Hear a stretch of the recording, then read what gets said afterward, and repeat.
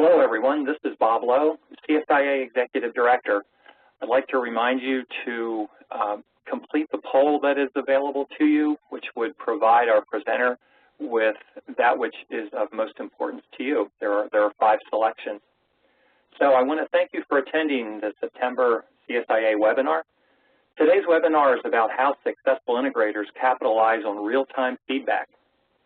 Software Toolbox, a CSIA partner member, hosts and sponsors of the monthly webinars, help SIs lower their risk on projects involving software by providing them a unique mix of off-the-shelf software products and rapid response technical support that minimizes the need for custom code and lowers field startup time risk. I would like to introduce today's webinar presenter, Keith Martino, along with Laura. Keith has a passion for helping motivated leaders deliver results. Martino is head of CMI, a global consultancy founded in 1999 that customizes leadership and sales development initiatives. CMI partnerships include the creation of the Oracle Partner Leadership Program for North America and Eastern Europe, launching the Safeco Insurance Leadership Acceleration Program, and the Verizon Business Showcase. After numerous awards at FedEx, Xerox, and Baxter Healthcare, Martino's team provides world-class counsel and proven web-based tools that produce consistent results. He has worked with CSIA members and will present at the 2012 CSIA Executive Conference. Without further delay, here's Keith. Good morning, everyone. I'm delighted to be with you today. I'd also like to introduce you to my colleague here who will be joining us today. Good morning, everyone. My name is Laura, and we'd like to offer a special thank you to Mr. Jerry Smith and the team at I2R for this opportunity and for introducing us to CSIA and for Bob. Thank you very much. And we are looking forward to seeing you at the upcoming conference in April. Delighted, Bob, to be invited to be part of that. And we're looking forward to today talking about the importance of real-time information. Real-time information in a variety of different processes inside your business. And we're using this polling device and the polling that we have been engaged in the last few minutes to try to gauge which of the 5 topics that we believe will be most interesting to you. And I know that a number of you have weighed in on the polling, and we're going to take a look now at the results, and that will to a great degree drive our discussion today. John Weber from Web Tools. John, if you can share with us how the polling came out so that we can know which topic that we should dive into first. Sure. Thanks, Keith. This is John Weber, President of Software Toolbox. The polling results are that we had a tie at 19% each of interest in solving problems and building teamwork. And then we had a tie for second place on the choices at grow revenue and retain clients. Okay, good. Well, we'll dive right in. Evenly. Yeah. John? Can I ask one question? I Sure. had somebody ask me in chat if you were going to post the presentation slides to the CSIA website. I know that CSIA can't do that. It's really up to you whether you're going to post the slides or just have them post the recording, which of course we do by default. What we'll do at the end of the presentation, John, it's a great question. At the end of the presentation, each person who's part of the audience today will have a chance to text in or email their request for the slides, and we'll be delighted to get them copies of the slides. Okay, that sounds great. So you'll be giving them your email address at the end? Correct. Very good. Thank you. Okay, well, we're going to take sort of a common format today in terms of how we address the various topics. We'll probably get through a couple of the topics today, solving problems and building teamwork. And the approach that we're going to take is, first of all, we're going to share with you in the various companies that we work with and the assessment work that we do, we're going to share with you some of the common challenges that would be prevalent around each of these topics. And so, for instance, as we look at the issue of solving problems, we're going to share with you the top 3 challenges that we see, and then we're going to dive into some of the reasons behind those challenges. some of the things that as we talk to organizations, as we talk to their employee base and so forth, that we find are sort of the underlying problems that manifest themselves in various symptoms. The first issue, or the first topic that we're going to take a look at, is this issue of solving problems inside of companies. And I'll tell you that over and over again, through the work that we do, that we see that there are often times where a manager and their team, or a leader and their team, are out of sync in terms of priorities and sentiment. We see that they're not at all on the same page, and you know, as business moves along at a pretty quick clip, at times you feel that you're on the right page with your team or with your leadership, and yet things change very rapidly, and you find yourself completely out of sync. Poor communication sometimes is part of that equation, but there are other factors there as well that Laura and I'll talk about in a few moments. And then finally, many times what we see is that there are key individuals who actually rely upon one another inside an organization who simply don't get along, and as a result, it hinders their work on various projects. And so we'll go back to that first topic, and I'm going to allow Laura to ask some questions, and we'll drill into this whole idea of managers being out of sync with the priorities and sentiments of their teammates. What are the key signs that maybe a team isn't completely on the same page? You know, oftentimes it manifests itself in sort of a griping and complaining around the office. And those are some of the first signs. You'll begin to hear the gossip factor go up. You'll begin to hear people complain about you know, things that are going on around the company. But it really becomes manifest when you begin to see productivity drop off. And so oftentimes you'll find that people have actually tuned out early on, and as a result of that, they're not nearly as productive as they need to be, and key working groups aren't as productive as they need to be. In the worst of all cases, what we see are, you know, literally the troops are beginning to mutiny against their leadership, and too often that's not addressed early on. So as a manager, what can you do about that? Well, we would suggest that you bring some objectivity into the equation, and typically we have, you know, tools for doing that. But the most important thing is to get an objective assessment of where the team is versus where leadership is trying to go. And so once you've actually gotten that assessment, looking at and prioritizing and balancing the company objectives versus the employees' objectives. Many times there's a serious disconnect between where the company is trying to go and the things that actually serve the interest of the employees. And then finally, inside of that, a manager can look for broken relationships. You know, it seems so common sense, and yet the truth of the matter is, in many of the organizations that we see, companies are relying on individuals and departments to work together collaboratively, and quite frankly, when we go in and when we survey those departments and take a look at those relationships, we find that there's a lack of trust in those relationships, and in many cases, the people just don't get along. And so it's very difficult to imagine that they could work together effectively.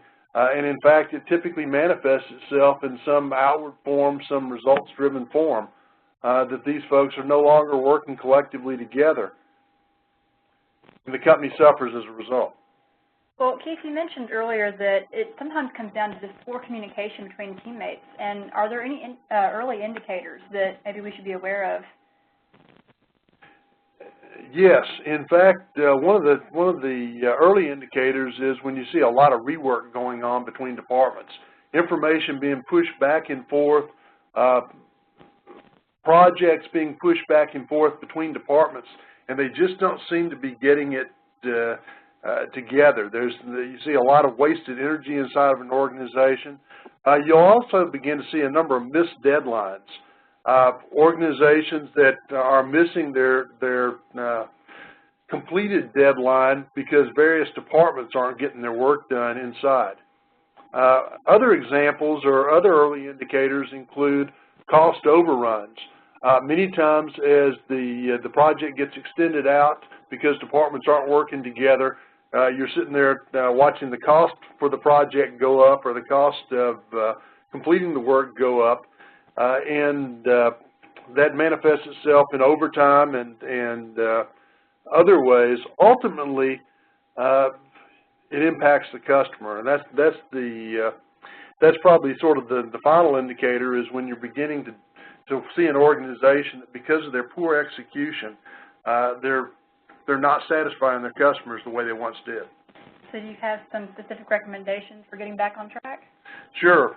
In fact, one of the important ways to get a team back on track whenever you see that the two groups are working not in concert with one another, or two individuals are working not in concert with one another, one of the key ways is to actually have one-on-one discussions with the various parties involved. It's really tempting to pull together a team and try to speak to the group all at one time. And I think we all know that there's a certain group dynamic that can take over whenever you try engaging an entire group of people first before you have those one-on-one conversations.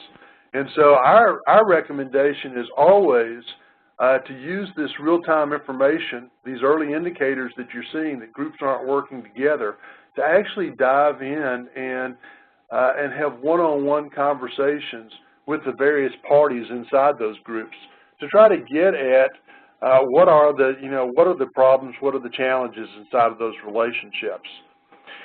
Part of the objective for engaging the individuals on a one-on-one basis is to get the parties talking. Many times it's amazing how we'll see inside organizations that a great deal of the communication has defaulted to email.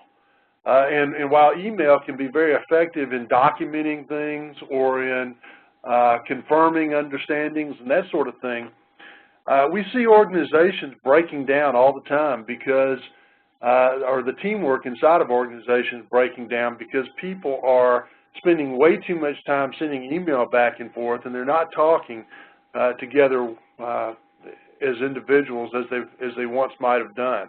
When relationships are good inside an organization, when communication is good inside an organization, people tend to talk more.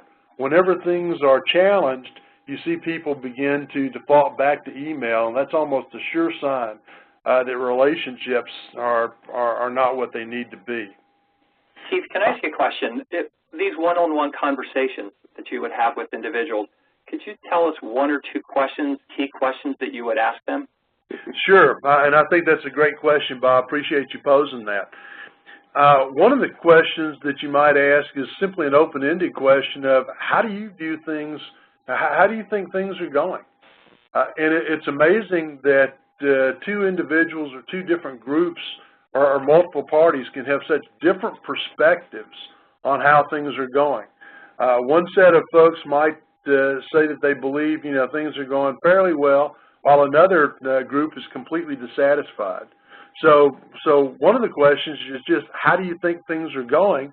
And then the second question, and an important question to ask as a follow-on, is what can we do to make our working relationship or our problem-solving endeavors more productive?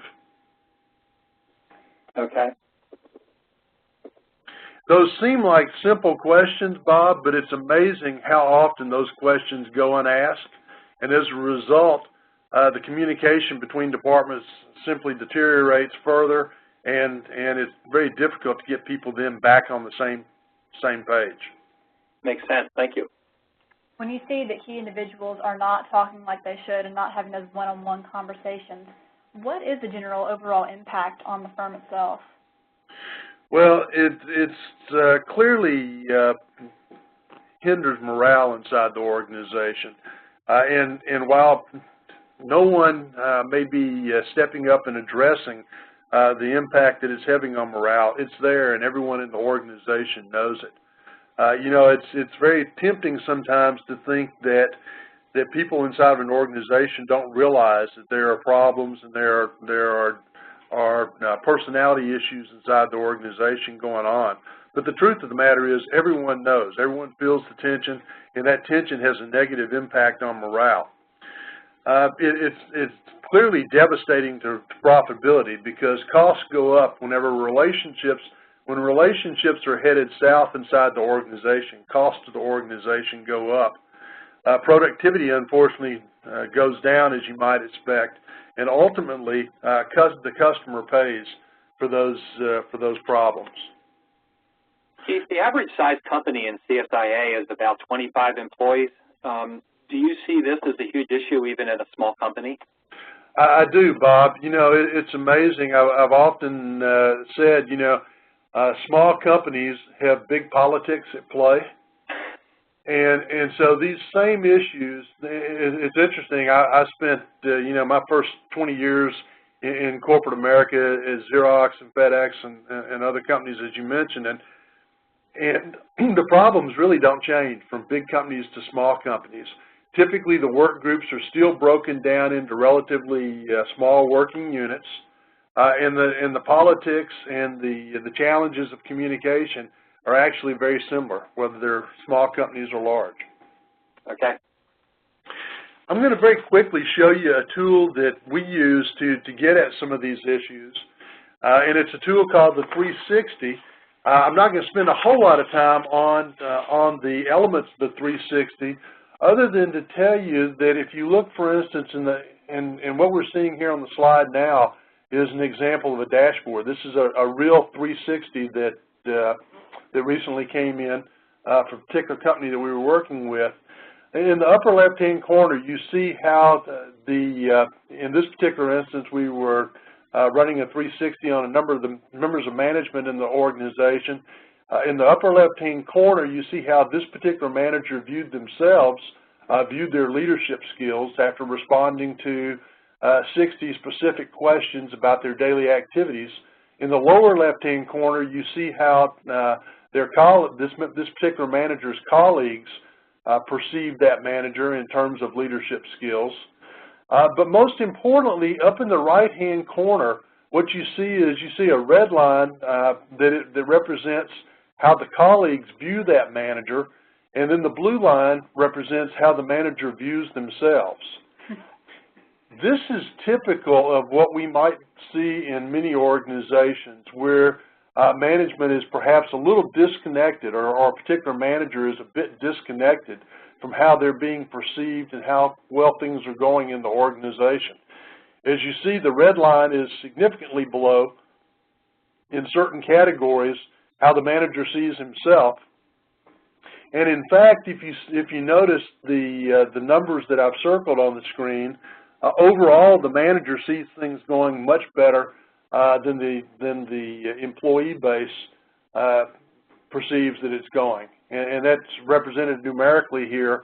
The A and the B elements that you see in the lower right-hand corner, the comments beside A are actually reflective of specific recommendations that the employees have made to the manager about how he or she might improve leadership, morale, productivity, and problem solving inside the organization. Below, under the B segment, we see literally those areas that the 360 indicated were strengths for the particular manager and weaknesses for this particular manager.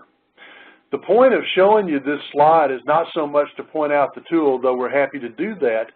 The real important point, though, is to understand that many times managers are simply out of touch with the way their employees are feeling. They may be talking with their employees each day, but because there's a lack of transparency in the organization, and because there is a lack of trust in the organization, the dialogue back and forth throughout the organization is just not as productive for problem-solving purposes as it needs to be. Once we get feedback on a particular scenario, One of the tools that we find helpful and that we would suggest to your members may be helpful for them to craft as well is something that we call moments of truth. In other words, what we do is once we get some feedback inside of a particular company in regards to how things are going, how effectively problems are being solved, and so forth, we will craft in short paragraphs those real-world scenarios so that the team can look at it in sort of a third-party perspective and see a combination of factors within that particular scenario. Again, we refer to these real-world challenges as moments of truth, but the idea is to have the team put it into a third-person perspective so that they can begin to look more effectively at how are we really going to solve this significant issue inside of our organization. And I thought we would share with you today a simple formula for problem solving that we see teams use quite effectively in a variety of different industries, and certainly in companies that do integration work as well. And the formula is very simple but very powerful when it's applied. We simply take and draw a T-square. You'll notice in the upper left-hand corner an opportunity to list what are the various problems that exist inside this scenario. Again, going back to that real-world scenario that we defined a few moments ago. In the upper right-hand corner, there's an opportunity for them to list specifically which departments or which individuals are at conflict inside the scenario. Many times people don't like to talk about the conflicts that may exist between departments or between individuals and so forth, but the truth of the matter is, unless we come up with a solution that resolves both those problems and the conflicts, then we're not likely to be effective long-term in improving the productivity in the organization. Many organizations leave those conflicts in place or never really address or develop options that address those conflicts, and as a result of that, the problem may get resolved, but the people still don't work well together. You'll notice in the lower left-hand column that there's a place there to list the options. What we suggest is that when you're using this formula with your teams to solve problems, and again, we think this is an excellent problem-solving tool for complex problems, in that lower left-hand quadrant is an opportunity for them to list all of the different options that they have, both good and bad, for solving the problem. One of the questions that we typically ask is, so is the option there to do nothing? And always in groups that we're talking with, people nod their heads, no, that's not an option. But in fact, we find that, quite frankly, when it comes to difficult organizationally related challenges, the option of doing nothing is frequently the one that's acted upon. And so getting that out on the table, the fact that, first of all, that we have a lot of different options to solve this problem, some good, some bad, and that there's always the option of doing nothing, at least makes people aware of the fact that in this particular instance, with this particular problem, we want to ensure that we don't default to the do nothing option. And then finally, in the lower right-hand corner is the opportunity to identify and define the best solution for the problem. And typically, the best solution is actually a variety or a combination of the various options that were defined to the left. Many times organizations and individuals overlook the opportunity to combine those options or to take pieces of those options to actually solve the problem in a way that with the very best solution by using a combination of all those factors, and to solve the problem in a way that deals both with the problems and the conflicts. I have a question for you.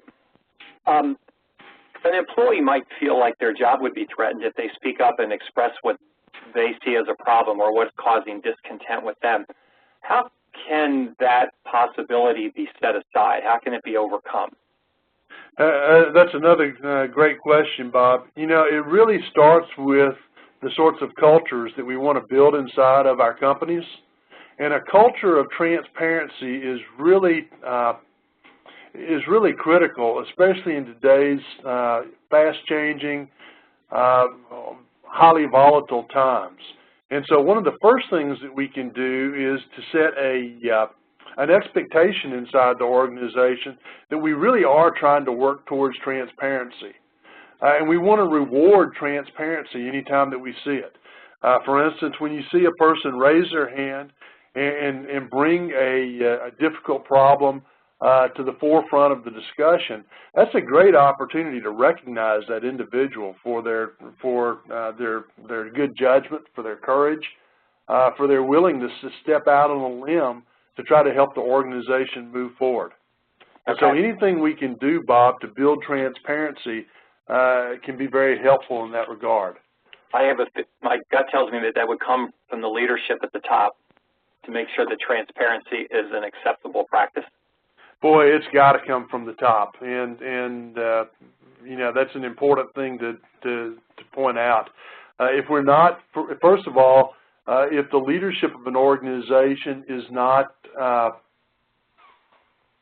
recognizing and rewarding transparency, it's hard to replicate it throughout the company. Secondarily, if they're not establishing that as a priority of the organization, it simply won't happen down the management ranks.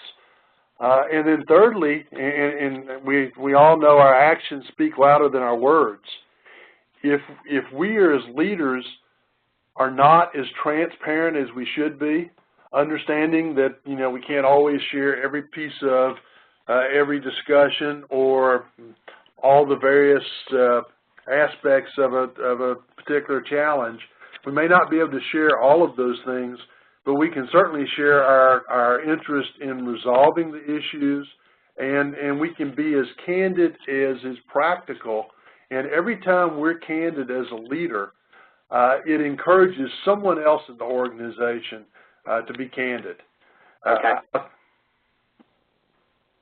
I tell you, we spent a lot of time at FedEx building candor on the front lines of the troops with our courier force and so forth, and the relationships they had in terms of with management, and many of the tools some of the tools that we've talked about this morning actually came out of tools that we use there to try to build this open dialogue on an ongoing basis. Mm-hmm. Very good. Thank you. We'll jump to the topic of building teamwork briefly, and then I know we're about out of time this morning. But three of the key challenges that we see in terms of teamwork have to do with, again, you know, individual working relationships that oftentimes hinder the projects themselves. That lack of candor or political correctness in the workplace, and then finally those personality traits that sometimes undermine good working relationships. When you say personality traits, which personality traits are you specifying that are most disruptive? Well, we see three personality traits that tend to pop up most often in the assessment work that we do. The first personality trait that gets in the way of good working relationships and teamwork is simply a lack of dependability, either by an individual or by a particular department. Many times we will hear in an organization that we're working with that communication is a problem, or that people just don't do a good job of conversing or relating to one another. And yet when we go in and actually do the assessments, we find that there's truly a breakdown in dependability. And because of that lack of dependability, now people are at odds with one another and aren't working well together. A second leadership trait, and I'll define three, a second leadership trait that we see that's often lacking is a lack of courage. And when individuals look around and they see their management or they see their peers not being willing to surface the real key issues that are undermining the organization, when they view that courage or lack thereof on a daily basis, it really has a devastating impact on morale overall, and people don't put the energy towards, or as we called it at FedEx, the discretionary effort towards problem solving and teamwork that they really need. And then the third characteristic or leadership trait that we see that continues to manifest itself is simply a resistance to change. And again, it has to come top down, much as Bob suggested, the transparency has to come top down. But this willingness to change and willingness to see change as an opportunity and not a hindrance to the progress of the organization is a really key component of building an organization that works well and executes well together. Bob, I'm going to turn the program, or Bob and John, I'm going to turn the program back over to you guys now, and we'll deal with any questions that may be offered up. Very good. If there are any questions, you can ask them online. We'll pause here for just a moment for any closing questions. I'll also go ahead and unmute the phone for those folks that are on the phone lines.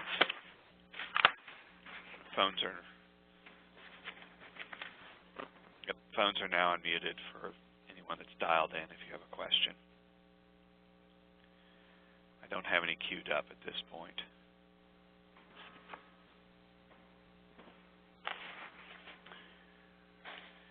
Okay, well, we will be delighted to share the totality of our slides. We had also available to your members, Bob, an opportunity to look at how real-time information can impact your ability to grow the revenues of your company, as well as retain clients and shorten the sales cycles. And so as we make our slides available, we'll actually make slides available on those other areas or topics as well. We know that the time is limited this morning. You'll notice in front of you an opportunity to either text in the word leadership to the number that's listed to request copies of slides, or to send an email, and I'll be delighted to make those slides available to anyone who might like to get copies of the slides. I have gone ahead and opened up a poll to everyone to give us some feedback on the event. We do have a question that's been posed now, Keith. It says, how does this tie into the topic of capitalizing on real-time feedback? Yeah, I think that's a great question, and one that I probably need to put a little more focus on. The point of our discussion this morning is that whether we're talking about solving problems, building teamwork in the organization, growing the revenue of the organization, or any of these other topics, we need to have tools that allow us to measure on a real-time basis the progress that we're making in each of these areas. And so what I'm suggesting is that that your members take a look at problem solving, building teamwork, etc., and ask themselves, do we have a way of monitoring on a real-time basis how effectively we're making progress against these various categories?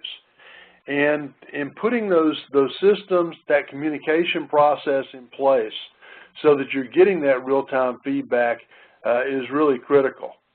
We did there was a presentation we gave not long ago where we showed the scenario where a Naval SEAL team went in and took out and eliminated Osama bin Laden. And actually, as you know, eliminated him as our #1 key terrorist around the world.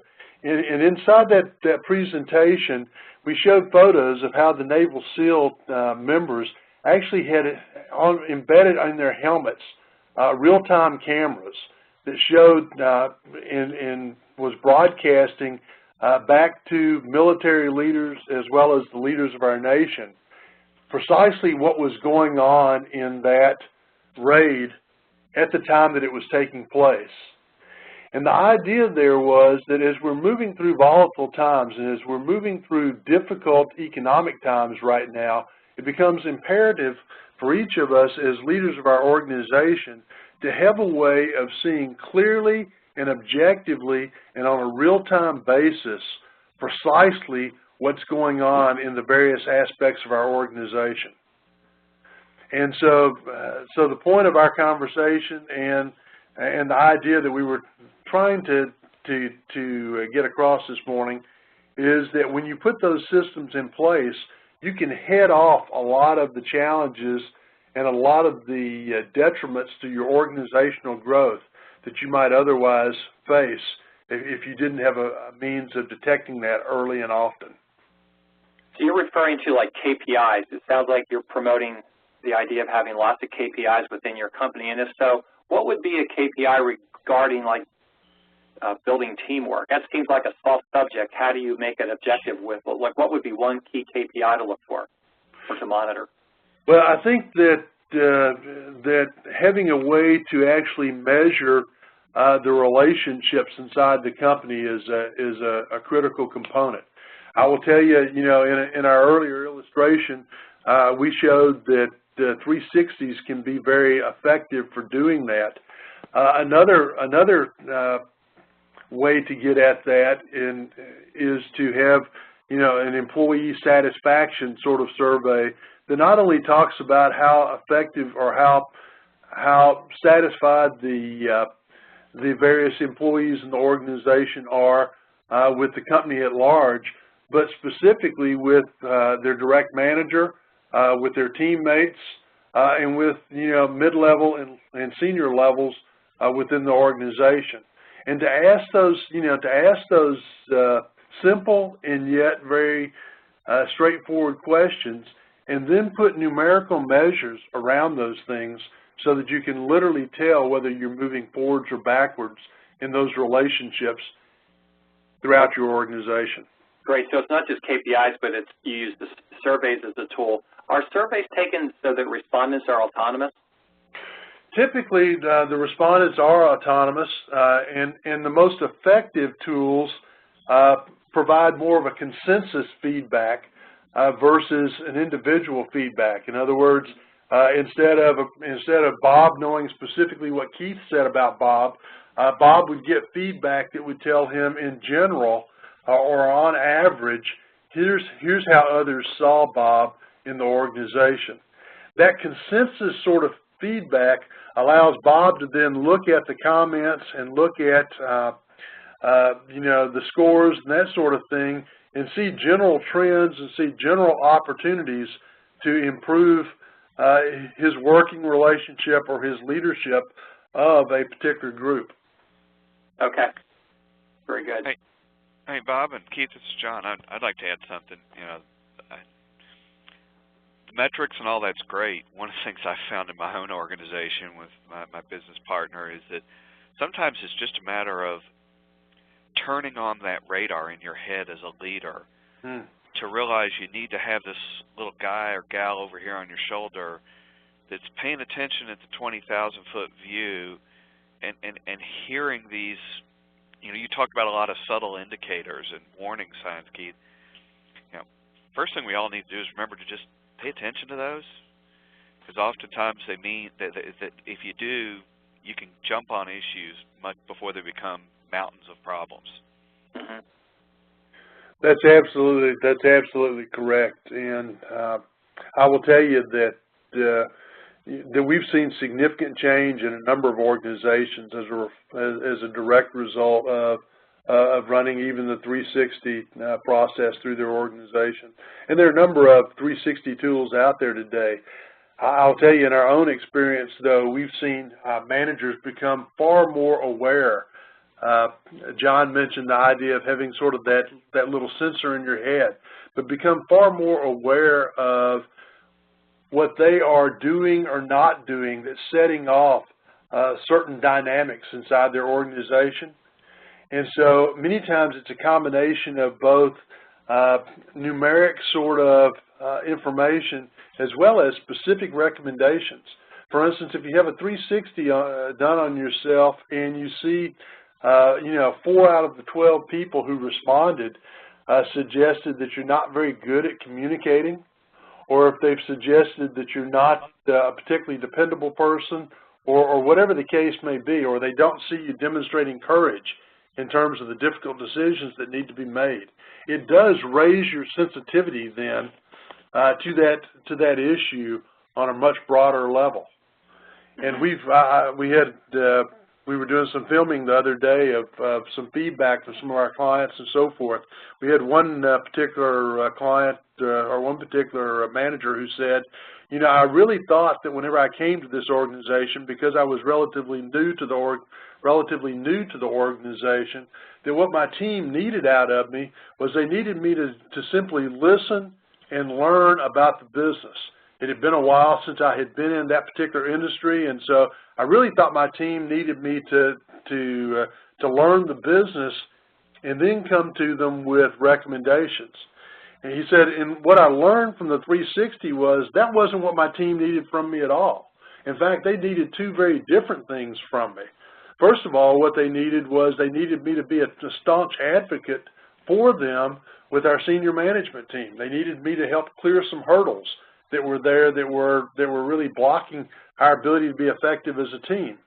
The second thing they needed me for, and they had been looking for from me, even though I as a manager hadn't delivered against this, was they were looking for me to bring fresh solutions to old problems. They were actually looking for me to take a bold step and to bring new ideas into the equation.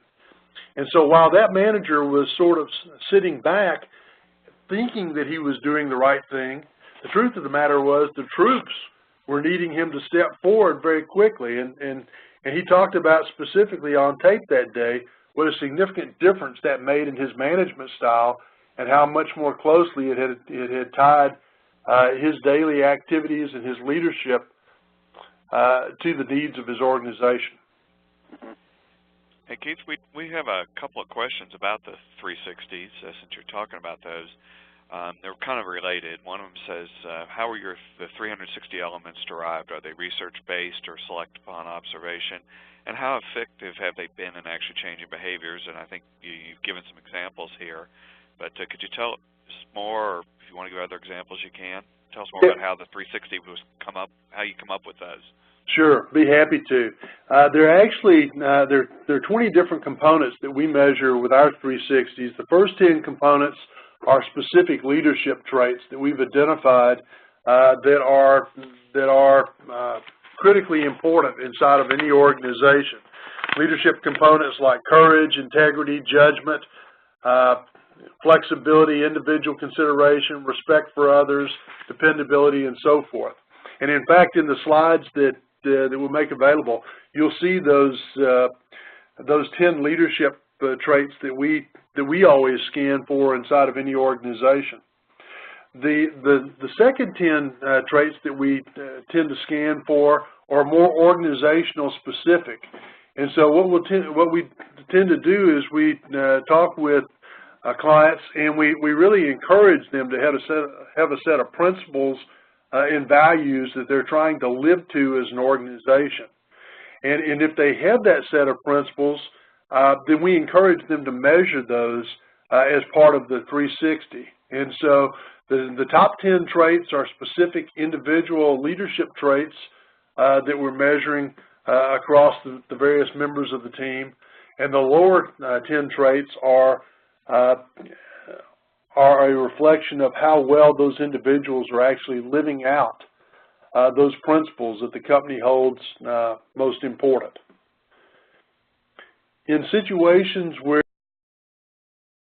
does not have a set of principles, we really encourage them to develop those, to go back and look at their values, their mission statement, and to come up with a list of specific principles that tie those values to specific actions that an employee can take inside of an organization. And we really believe that that's an important component in helping an employee see how those values manifest themselves on a daily basis inside the workplace. And how do I put that value to work inside of the organization? I see that we also have a question here about moments of truth and how they improve teamwork. I had described to you a little earlier today that we use moments of truth as a way to put into sort of a third-party perspective significant issues and real-world challenges that an organization is facing. One of the things that we found is, as we sit around the table and go through that formula that I showed you, the problems, the conflicts, the options, and the best solution, when we go through that formula together as a team, what we find is that many times the individuals around the table see that scenario in very different perspectives, and they tend to focus in on certain aspects or certain or perhaps even individual problems inside of the scenario, and they haven't seen it in totality. By going around that quadrant, if you will, looking at the problems, the conflicts, the options, and solutions, suddenly the team members begin to see that scenario from their peers' perspectives. And they begin to relate to the challenges inside of that scenario from their peers' perspectives, so that as they work together collectively as a team to develop that best solution, they ultimately get to a place where they come up with a solution that resolves most of the problems that were identified there, and certainly resolves the conflicts that were created inside of that scenario. Again, we were with a client not long ago, and also doing some filming there. And one of the individuals raised their hand and said she wanted to speak, and she talked about how she had been with the company for 15+ years and had always seen the company from her little corner of the world. And she talked about how impactful it had been for her personally to have seen now a scenario that she had seen from only one perspective described in the impact that it described by various members of her team from other areas of the company, and how she fully understood now just how significant an issue that was, and that there were multiple aspects of that issue that needed to be addressed. And so it really does improve the teamwork, because people can begin to relate to one another in a much more productive way, a much more collaborative way, in a way that makes them feel like they truly are in the situation together. Bob or John, anything that you can think of that we've missed, or any other questions that maybe we've left unanswered? I don't see any, and I left the poll open for 15 minutes, and I can go ahead and share out with you and everybody. It looks like the identifying communications challenges was the thing people found most helpful, followed by peer accountability concept. Then after that was a tie between moment of truth and problem-solving formula. Okay. Two last things that I'll leave with you, because they said that improving communication was a key factor today. Don't be afraid to ask the question, first of all, in your organization, how are the relationships between various departments and various individuals? Don't be afraid to ask that question. You'll be surprised how candid people will tend to be with you. And then the second question that I would encourage you not to be fearful of asking is, how candid can we be in our organization? How transparent can we be in our organization? And people will tell you very quickly whether they feel comfortable with being candid or not.